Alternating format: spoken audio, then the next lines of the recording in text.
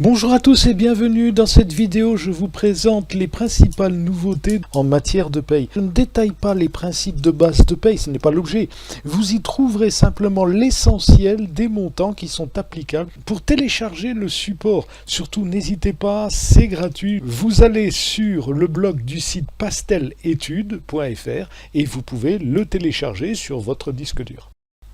Au sommaire, les montants qui ont trait aux éléments suivants: le plafond de sécurité sociale et le SMIC, la grille de rémunération des apprentis et contrats de professionnalisation, la grille de saisie des salaires, grille d'avantages en nature logement, l'allègement général de cotisations sociales, les indemnités de frais de repas, les taux neutres de prélèvement à la source, la grille de cotisation, tout ceci mis à jour. Nous commençons par le plafond de sécurité sociale. Il est fixé à partir du 1er janvier 2024 à 3 864 € brut par mois, ce qui correspond à un montant annuel brut de 46 368 et ce pour l'année civile 2024. À noter le plafond horaire qui lui est fixé à 29 € de l'heure. Les principales incidences: le montant minimal de gratification des stagiaires, qui est basé sur le plafond horaire. Nous le verrons dans la diapo suivante. Les assiettes de certaines cotisations sociales qui sont calculées sur des tranches de salaire. Les montants d'exonération des indemnités de licenciement, ainsi que l'assiette de cotisation de contribution d'équilibre technique. C'est la cotisation CET. La gratification des stagiaires en 2024. À partir de 2 mois de stage, l'employeur doit verser une gratification minimale d'un montant de 4,35 € de l'heure, ce qui correspond à 15% du plafond horaire, c'est-à-dire 29 € multiplié par 15% et 4,35 € multiplié par le nombre d'heures effectuées par le stagiaire.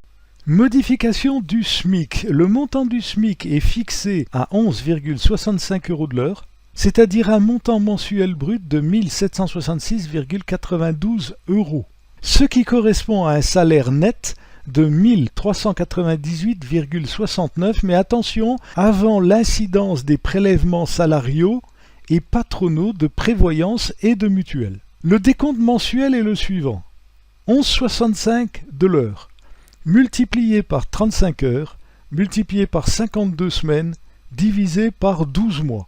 Ceci vous donnant 1766,92. À noter que certains logiciels fonctionnent sur la base de 11,65 multiplié par 151,67 heures, c'est-à-dire en arrondissant à 2 décimales, ce qui donne 1766,96 €, un écart de 4 centimes.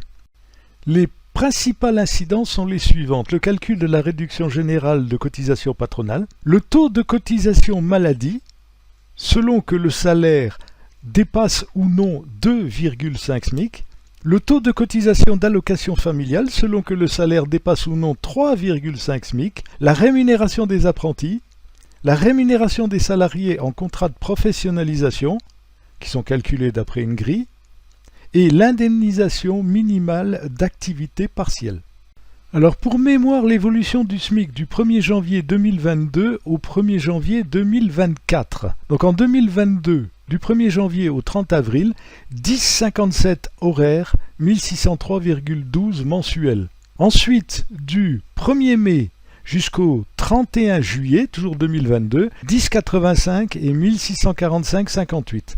Donc plus 42,46. Alors attention, en brut. Du 1er août jusqu'au 31/12/2022, 11,07, c'est-à-dire 1678,95. Du 1er janvier au 34/23, 11,27, 1709,28. Du 1er mai au 31/12, toujours 23, 11,52, c'est-à-dire 1747,20. Et à présent, à partir du 1er janvier, 11,65, soit 1766,92 €. Les montants maximums d'indemnités journalières de sécurité sociale sont impactés par le SMIC ou par le plafond de sécurité sociale. Ainsi, les montants maximums d'indemnités sont fixés comme suit: l'arrêt maladie limité à 1,8 SMIC, 52,28 € par jour d'arrêt. Donc c'est le maximum, sous déduction de la CSG-CRDS de 6,70%. La maternité, elle, limitée au plafond, 100,36 €, toujours par jour. L'accident du travail durant les 28 premiers jours, limité à 0,834% du plafond, multiplié par 60%. Le maximum par jour est de 232,03. Et pour l'accident du travail à partir du 29e jour, toujours limité à 0,834%, multiplié par 80%.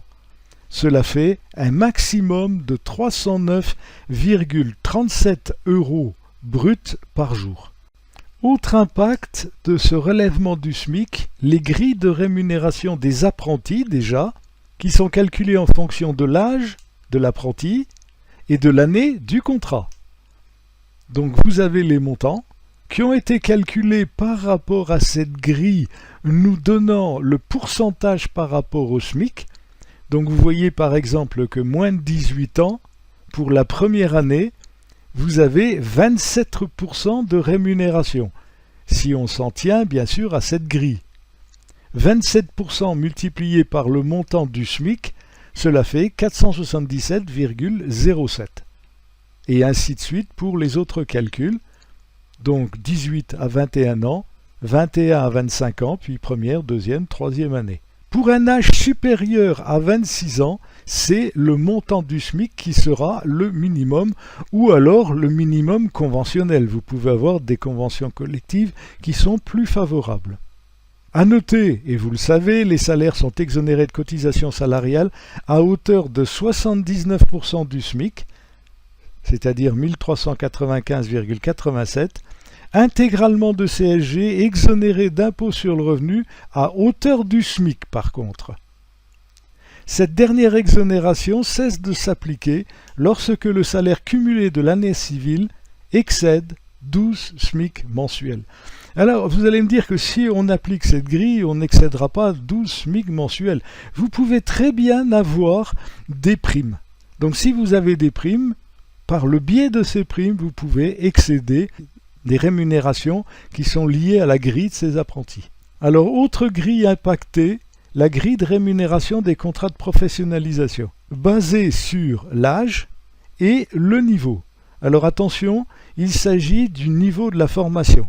Donc par exemple, 16 à 20 ans, pour une formation de niveau inférieur au bac, vous avez 55%. 55% du SMIC mensuel, cela donne un montant minimal de 971,81 € de salaire mensuel. Et ainsi de suite, selon, comme je vous l'indiquais, le niveau et puis l'âge du salarié. À noter cette fois que vous n'avez aucune exonération pour ce contrat. Donc le bulletin de paye se calcule comme un bulletin de paye classique avec retenue salariale, retenue patronale et bien sûr la réduction générale de cotisation patronale. Alors voyons à présent l'indemnisation de l'activité partielle. Pour résumer, l'entreprise indemnise le salarié à hauteur de 60% de son salaire brut pour sa période d'absence. Et en compensation, l'État verse à cet employeur 36% de ce même salaire. Donc 60% versés au salarié par l'employeur et en compensation, l'employeur lui perçoit 36%. Alors vous avez donc un tableau avec la situation du salarié, l'allocation de l'employeur. Alors les cas classiques, parce qu'il y a d'autres cas qui existent, j'en reste simplement au cas classique. Vous avez donc un maintien de 60% du salaire brut pour le salarié, mais avec un minimum de 9,22 € de l'heure pour 2024. Le plafond, par contre, est de 60% de 4,5 SMIC, c'est-à-dire 31,46 € de l'heure. Donc entre 9,22 par heure jusqu'à 31,46 au maximum par heure, selon le salaire. Au niveau de l'employeur, l'allocation de 36%, avec un minimum de 8,30 € par heure. Le plafond est de 36% de 4,5 SMIC, c'est-à-dire 18,87 € par heure. Donc l'allocation se situe entre 8,30 € et 18,87 € par heure selon le salaire. Autre impact du plafond de sécurité sociale, l'évaluation de l'avantage en nature d'un logement de fonction. Donc voici la grille actuelle. Alors vous avez d'abord la rémunération mensuelle, puisque le calcul s'effectue en fonction de cette rémunération. Plusieurs cas, je vous ai mis 2 colonnes. La colonne qui correspond à la proportion du plafond, par exemple sur cette première ligne, inférieure à 0,5 plafond, donc une rémunération qui serait inférieure à 1932, par rapport à 3864 de plafond de sécurité sociale mensuel. Si le logement ne comporte qu'une pièce, 77,30 € d'avantages en nature, qui seront donc intégrés au salaire brut, et qui vont supporter donc des cotisations. Si le logement comporte plusieurs pièces principales, 41,40 € par pièce, donc multiplié par le nombre de pièces, séjour et chambre, etc., en fonction, comme je le disais, de la rémunération et du nombre de pièces. Toujours impacté par le plafond de sécurité sociale, la limite d'exonération des bons d'achat par l'employeur à son salarié. Annuellement, le maximum est de 5% du plafond mensuel, c'est-à-dire 5% de 3864. Donc 193 € pour bénéficier de l'exonération des cotisations d'impôt sur le revenu. Alors attention, vous pouvez avoir des exonérations au-delà de 5% du plafond. Donc là, vous avez certaines conditions qui doivent être réunies, voire donc le lien suivant. Prenons un exemple. Vous avez fait ce calcul et vous avez trouvé un montant de 2000 €. Donc vous allez vous positionner. Vous vous positionnez sur la ligne de 1883,33 et vous allez limiter ceci à 2000 € et non pas 2240,83. Vous limitez au montant de votre calcul, bien sûr. La part saisissable sera égale pour cette ligne, égale à la différence entre les deux, 2000 moins 1883,33. Cela fait donc une différence de 116,67 qui sera à multiplier par 2 tiers.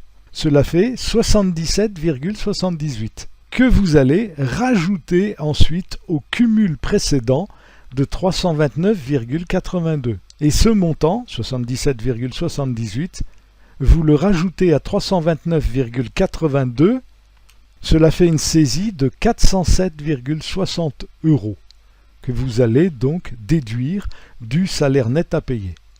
À noter que pour chaque personne à charge, vous allez modifier cette grille de saisie en ajoutant 140,83 € aux tranches de salaire, multiplié par le nombre de personnes à charge.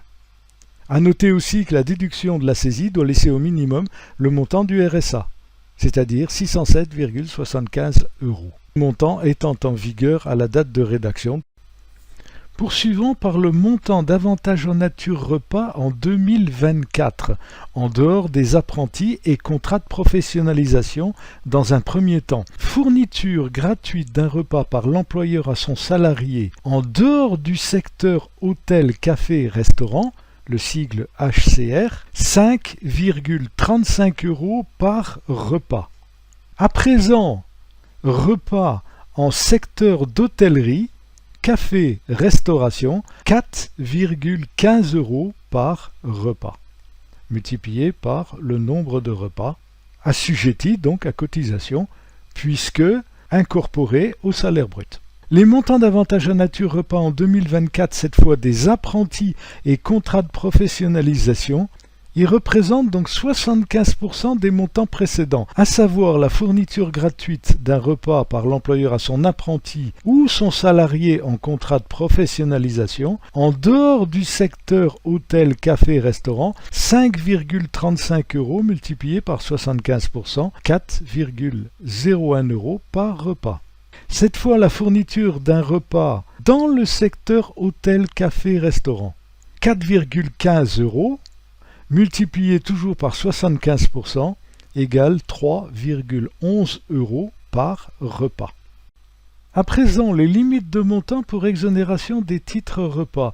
La participation maximale de l'employeur au titre repas, 7,18 € par titre. Prise en charge de l'employeur, toujours 50 à 60% de la valeur du titre, pour obtenir l'exonération.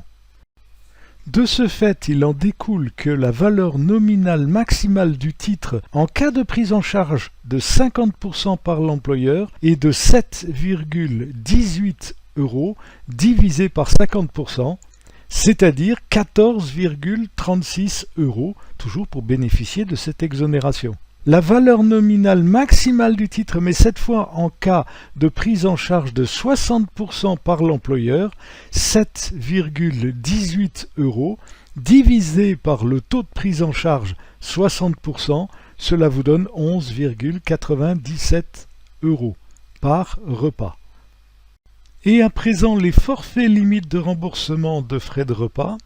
Le montant forfaitaire des repas pris au restaurant lorsque le salarié est contraint de prendre ses repas au restaurant, 20,70 € par repas. Les repas ou collations en dehors des locaux, 10,10 €. Et les repas ou collations dans les locaux de l'entreprise, mais dans le cas d'une organisation particulière de travail, tel le travail de nuit, travail en équipe, 7,30 € par repas. Et à présent, les forfaits d'indemnisation de grands déplacements. Tout est lié au lieu d'une part et d'autre part la durée. Alors au niveau des repas, vous avez des forfaits d'indemnisation pour les 3 premiers mois de 20,70 €, au-delà du 3e mois jusqu'au 24e mois, 17,60 € et du 24e mois jusqu'au 72e mois, 14,50 €. Pour la partie logement et petit déjeuner, donc des forfaits pour cet ensemble.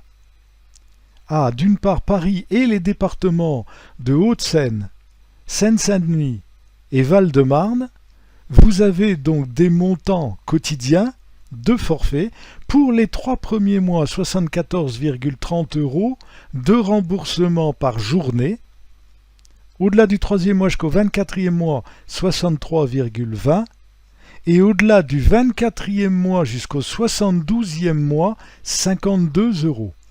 Pour les autres départements, les montants sont plus faibles. 3 premiers mois 55,10 par jour, du 3e jusqu'au 24e mois 46,80 et au-delà du 24e jusqu'au 72e 38,60 €.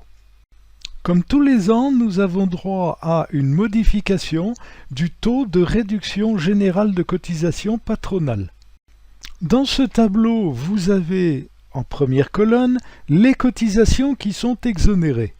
Donc pas de changement au niveau de ces cotisations.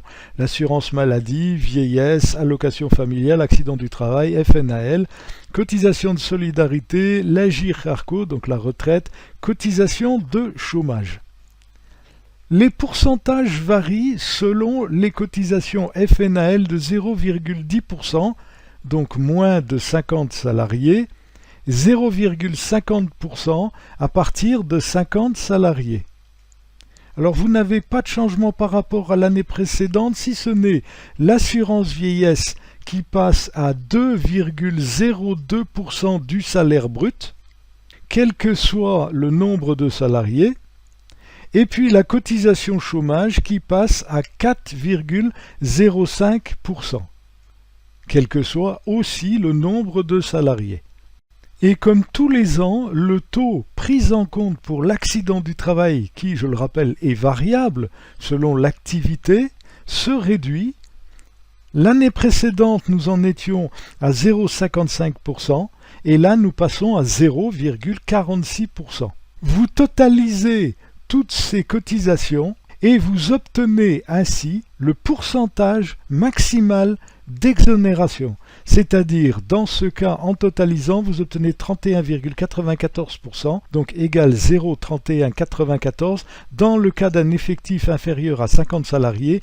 Dans le cas d'un effectif supérieur ou égal à 50 salariés, vous obtenez 32,34%, c'est-à-dire un coefficient de 0,3234. Voici donc le maximum de réduction de cotisation patronale. La formule d'exonération, elle ne change pas, est toujours la même. C'est-à-dire le taux 0,3194 ou 0,3234 divisé par 0,6 multiplié par l'ensemble 1,6 fois le SMIC divisé par le salaire brut moins 1 multiplié par le salaire brut. Alors attention, une modification malgré tout que nous verrons un peu plus loin, le SMIC. Il ne faut pas prendre en compte le SMIC actuel, mais le SMIC en vigueur au 31 décembre de l'année 2023. Donc pour toute l'année, on en restera sur le SMIC 2023.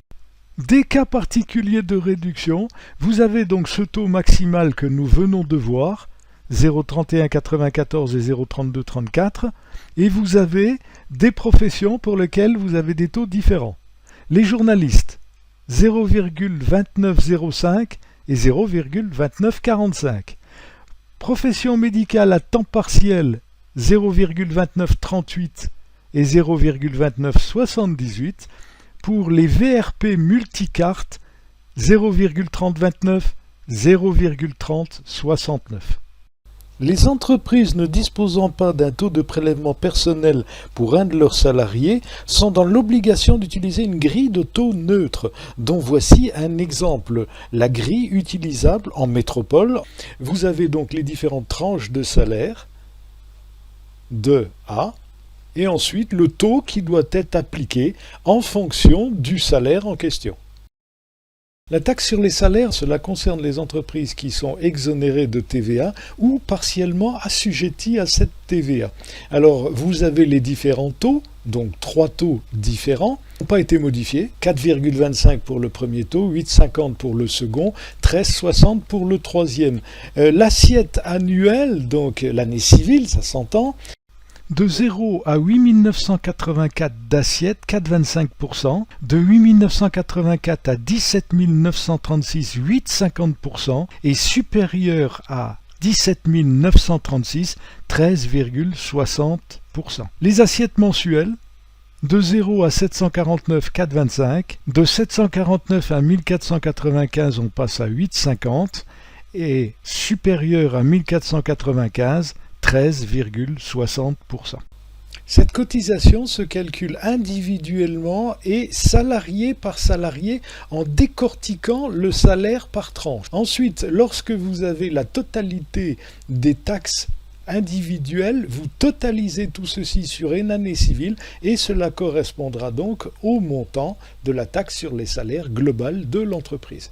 À noter que certaines associations, et notamment les associations sans but lucratif, loi 1901, bénéficient d'un abattement qui est fixé pour l'année civile à 23 616 € en 2024. Vous avez aussi une décote qui est calculé pour les entreprises dont le montant total est inférieur à 2 400 €.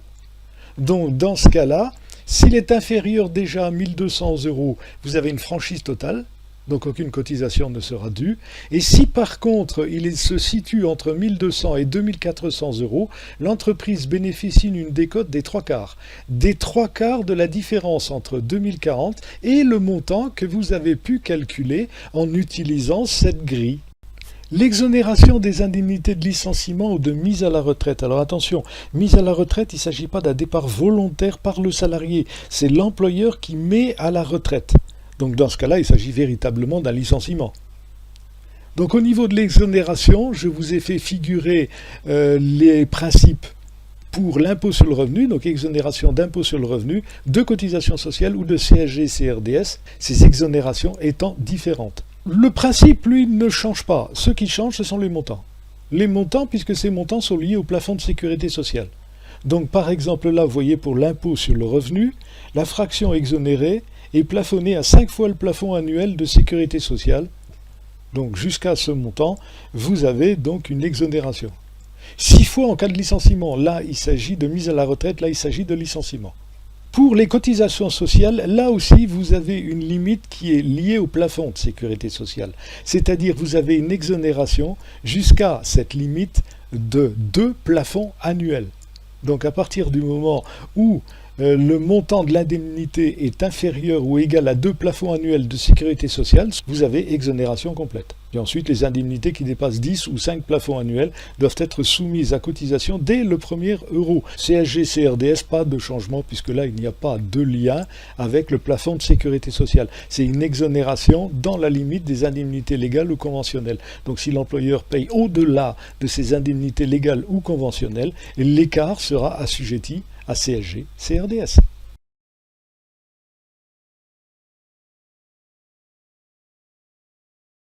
Voici donc la grille de cotisation pour l'URSSAF avec les bases de calcul, les taux salariaux et les taux patronaux.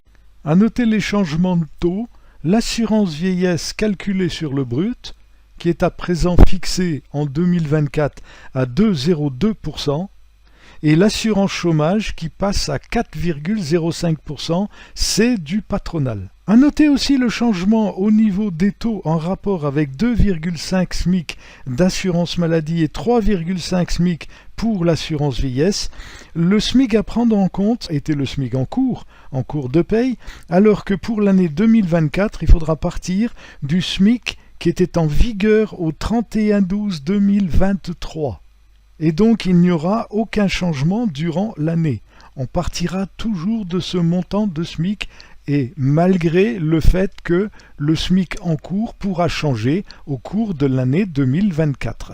En diapo suivante, la grille de cotisation pour les retraites, prévoyance mutuelle et taxes diverses, aucune modification. J'en ai terminé avec les principales nouveautés concernant la paye en 2023. Vous avez la possibilité de télécharger sur le site Pastel Études le fichier PDF qui correspond donc au diapo que nous avons parcouru. Alors n'hésitez pas à télécharger, rien ne vous sera demandé.